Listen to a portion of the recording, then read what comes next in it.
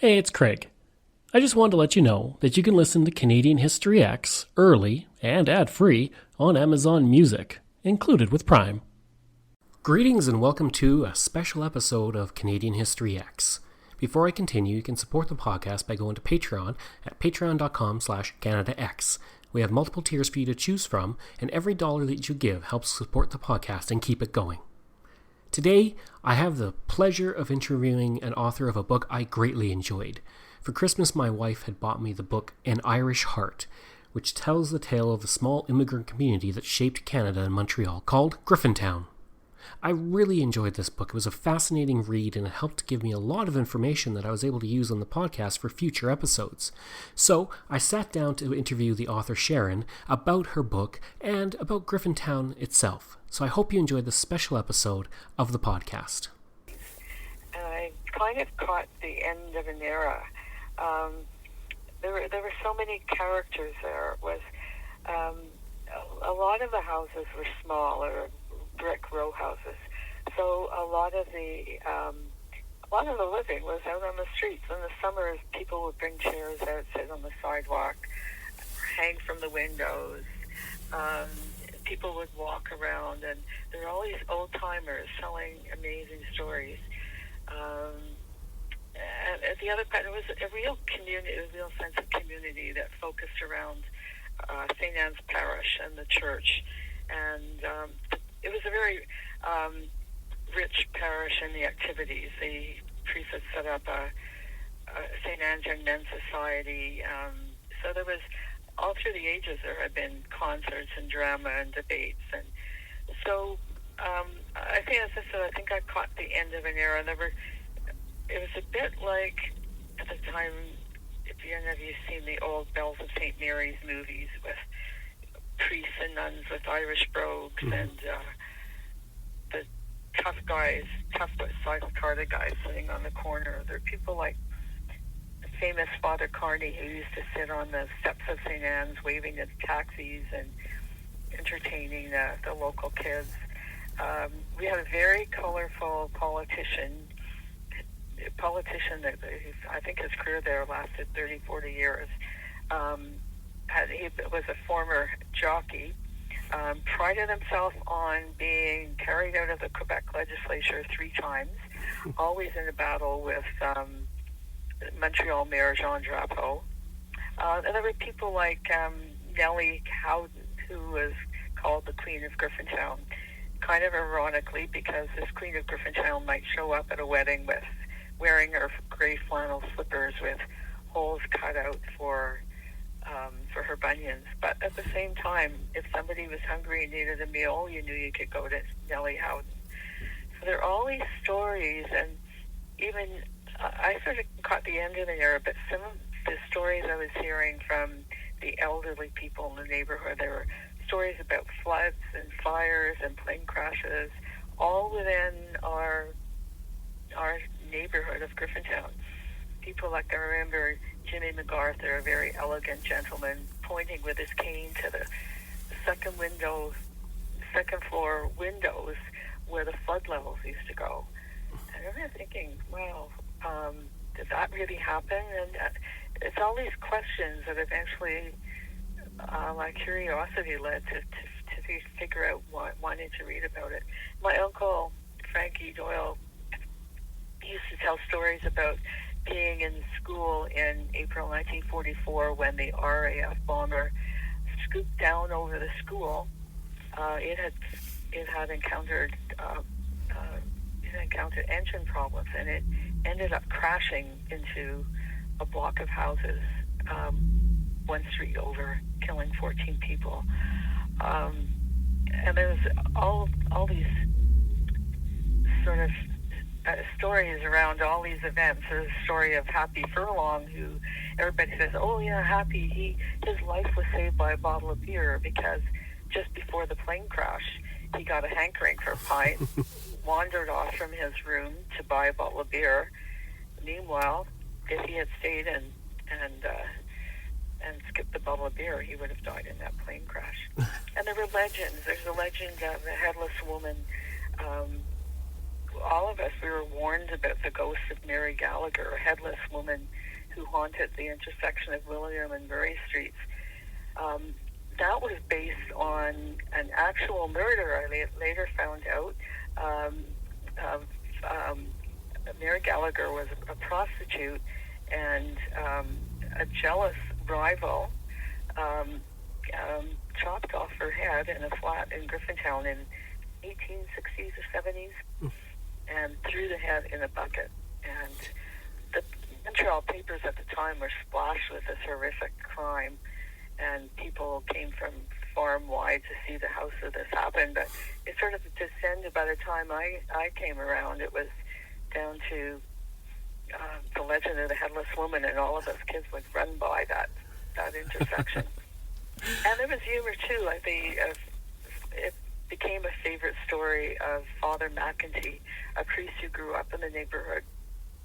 And then later years, after the church was pulled down and people were feeling quite sentimental about the neighborhood, he set up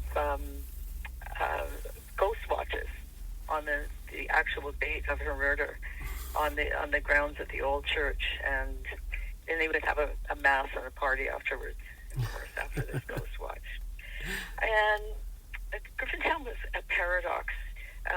Outsiders at the time looked at us as a poor, rundown slum full of hooligans. A lot of people were afraid to walk the streets. And actually, I haven't, even as late as when I was at university, one night a fellow from McGill walked me home, and he told me later he was scared stiff as we passed this corner with these big tough guys hanging out there. But when I got to the corner, I said, "Oh, hi, Pete. Hi, how are you?" But it was sort of misunderstood. At the same time, residents kind of cherished the reputation. It was a bit uncalled for, although in the earlier days there had been some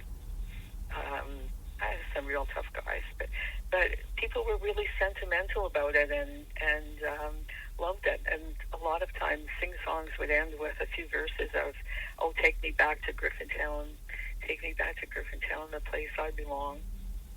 So it's full of paradoxes. At the time, too, there were some people, a few of the snobbier people who lived in Griffintown would never admit to, if they were in another part of the city, that they were from Griffintown, because it had such a bad reputation. Right. The ironic thing is now that actually it's just sort of a sea of high-rises, and now they've stretched it. 3 neighborhoods beyond are calling themselves Griffintown because they've got art galleries and boutiques there.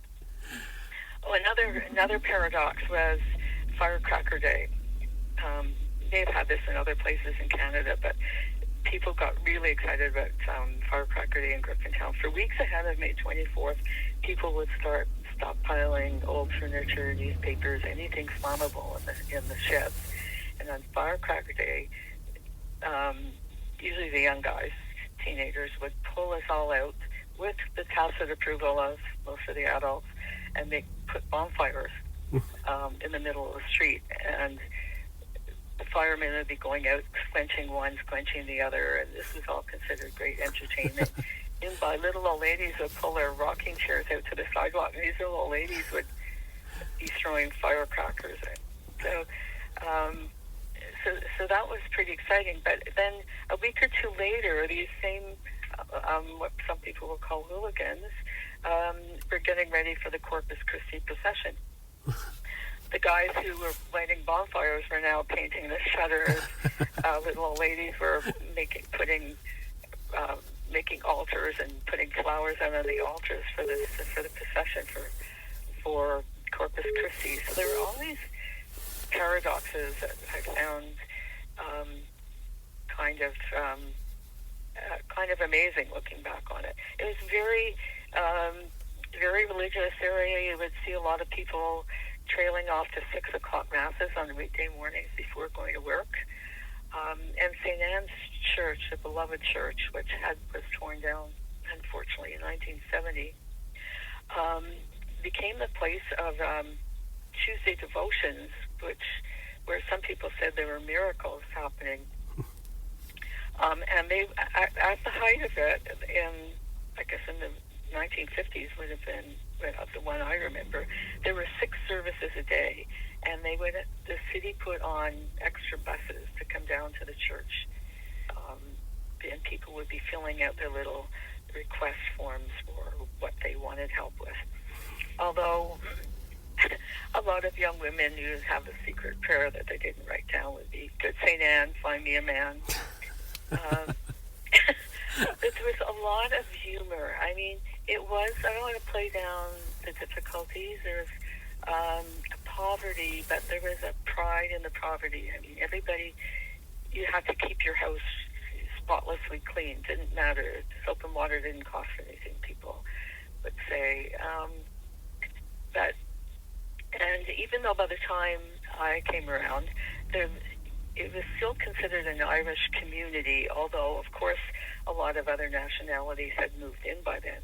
But I remember sitting on the steps with my friends, and we were all trying to argue who was the most Irish. And somebody would say, "Oh, you can't be because your grandmother was Polish." But it somehow, even though it wasn't as homogeneous as in earlier years, it still felt very Irish. And St. Patrick's Day was huge. It was, you always went home for St. Patrick's Day if you were away. St. Anne's would put concerts in the hall, and these would be full plays with dancers and singers, and people would come to St. Anne's Hall from around the city for these plays that they would put on maybe every night for a week. Montreal, until this week, had the longest running parade in North America. They've never missed one since 1824. I mean, some places had started them earlier, but there were breaks for various reasons.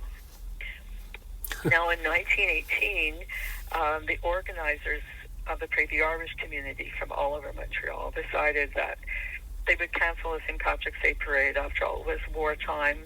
There was a conscription crisis going on. And frankly, some Irish young men thought there might be conscription agents out looking for these young Irishmen who were trying to evade being conscripted because they didn't want to fight for England. Their loyalty still lay with Ireland.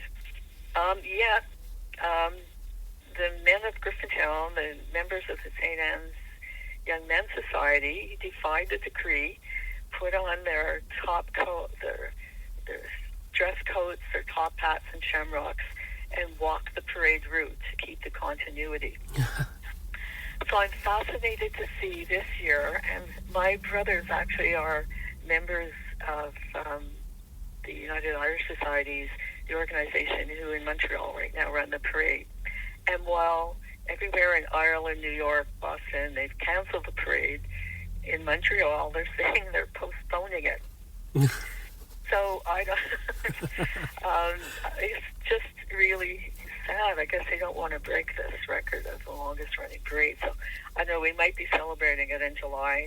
The St. Anne's Young Men's Society would also put on their top hats and top coats and form a procession every spring to the Black Rock. The Black Rock is an enormous boulder that marks a spot where the bones of 6,000 Irish famine immigrants died in Montreal in 1847 because of the typhus that they had come down with on the ships. Now that rock was put up by the men building the Victoria Bridge. When they were digging the bridge, they found some bones and recognized them as being these survivors. And up until that point, somewhere in the 1870s, I think, no marker had been placed on that massive grave. So they rolled up this boulder that they had found in the construction and put it up. And to this day, that is the only marker of this great tragedy. But the local Irish of Griffintown, the men's it was a men's thing then, and now women do the walk too. But they would walk to the stone and have a religious ceremony in their memory. Now, when I was growing up, I lived and went to a school barely a mile away from that site of this huge tragedy. And I never heard anything about it in our history books, history classes, nowhere. Mm-hmm. So I always wondered about that. The little I knew was from the stories and traditions handed down through generations of Irish descendants. So a lot of that was what motivated me. So it was quite astounding to me to dig up all the stories from that summer of sorrow. The mayor of Montreal died. He went down to the fever sheds where they placed the sick people, most of whom died. Mm-hmm. And I can't think of any other city or country that wouldn't mark that spot. And at the time, the numbers are astounding. Some 50,000 Irish immigrants landed in Montreal at that time. Backing up a bit, Griffintown was kind of a landing spot. Almost all the Irish who came to Canada in that century came through the port of Montreal. And then they would take, because the huge ships couldn't go up the St. Lawrence, so they'd have to transfer to smaller boats. So even most of the Irish who came and ended up in Ontario or Pointe Dion would have known Griffintown and have passed through. So that year, 1847, 50,000 Irish immigrants came through Montreal. At that time, the population of the city was 100,000. You can imagine now with this coronavirus, if we had, the population, say, of Toronto is roughly GTA 3 million. If we had 1.5 million people coming through the city, what that did to the city was incredible. And yet, until recent years, it was really almost ignored. And also digging out, I realized that Griffintown, it has a lot of sentimental value for the Montreal Irish and for families like mine, but in my research I found the people of Griffintown had an important political role. They had, for a time, a balance of power in the struggle between the French and the British, although it was very difficult and really time-consuming. It took me nearly 5 years of research to tease out where the Irish were, because they were always kind of lumped in with the British. But the residents of Griffintown were critical to the election of Darcy McGee and eventually to Confederation. He made one of his famous speeches to a crowd in the streets of Griffintown. And actually, I discovered that the Irish produced some of Canada's first terrorists. Not that we should be too proud of that, but Athenians, who were a small group of fanatics devoted to liberating Ireland from the British Crown, tried to blow up the Parliament buildings in Ottawa in a misguided attempt to further the cause. Happily, they didn't blow up the Parliament buildings. They were caught ahead of time. But a lot of the secret meetings were held in safe houses, and I found out in buildings in Griffintown that I knew later. Of course, there's more written about the Lachine Canal was built through Griffintown and by a lot of residents of Griffintown. The area was Canada's first industrial center. But sadly, Griffintown right now has been almost largely wiped out. The destruction of the neighborhood began in earnest in 1960s. As Montreal prepared for Expo 67, Mayor Drapeau was determined to make the city look pristine, and he didn't. He was having constant political battles with Frank Hanley, our representative at the time. anyway, Drapo seemed to a lot of us, use Expo 67 as an excuse to wipe out Griffintown. He built the Bonaventure Expressway right through the neighborhood, cutting out that swath of about a third of the buildings went down. He also rezoned the district to industrial. So, and that prevented, through some bylaws, any renovation of the building. So gradually the housing stock began to deteriorate. People started to move out. Landlords would tear down buildings, and the area was left basically empty for a few decades, until roughly, I guess, in the early 2000s. It was rezoned again, and developers seem to have been given free rein and they've taken advantage of it, because Griffintown is ideally located. It's immediately west, or could be south of it, with the river. I get my directions a little mixed up. Immediately next to Old Montreal, and immediately south of downtown Montreal and Peel and St. Catherine. So it's an ideal location.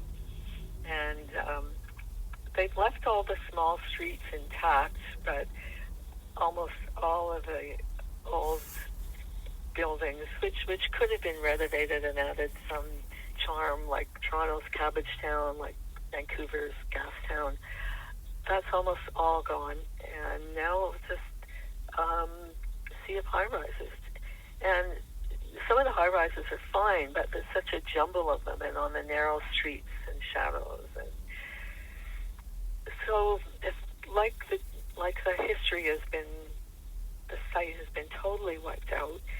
And in another political move that's really angering the Irish community of Montreal, the city, the mayor has decided to name the station for a new LRT that's going through the city after a French separatist.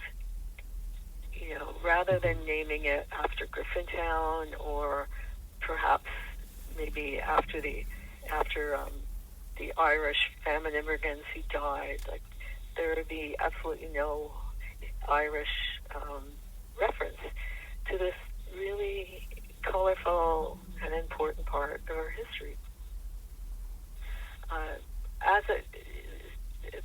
The latest I heard was that the mayor had now saying, well, she might reconsider, but no, it's not that. And the marker, the Irish community has been fighting for a park to honor these famine immigrants who died, and also the memory of the Montreal residents who cared for them during that time.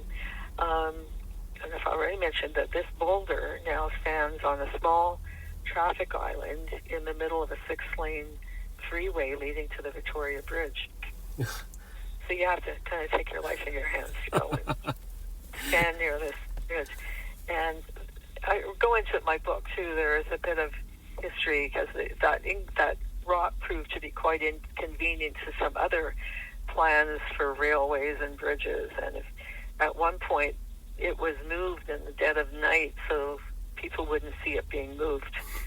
But after some efforts, it was brought back closer to the spot.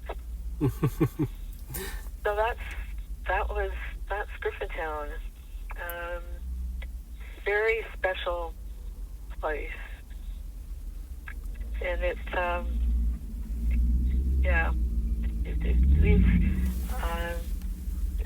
got a special place in a lot of people's hearts. And you said you researched for 5 years on that one thing. How long did it take overall to research everything? Well, this project started when in 2003. As I said, I wanted to write this book since I was 10 years old, but I kind of got waylaid, and I was writing for Maclean's for 20 years, and got caught up in the excitement of doing that. as I got older, it was really nagging at me. So in 2003, March 2003, I wrote a cover story for Maclean's about Griffintown. And a few months later, a publisher, a HarperCollins editor, called and asked if I'd like to write a book about the Irish. Now, at that time, I knew very little about the history of the Irish in Canada. So it was almost like doing a master's degree, really. And I was very fortunate to find a mentor in Professor Peter Toner, now retired, from the University of New Brunswick. So he led my research and helped me to gather all the information I needed from the Maritimes. And his specialty was Dorothy McGee, so he was really helpful in gathering the history. But I also wanted not to write a plain history book where this happened, that happened. I wanted to dig really deep to get people's stories, to get anecdotes. So that meant I went to dozens of archives. I did over 60 oral history interviews.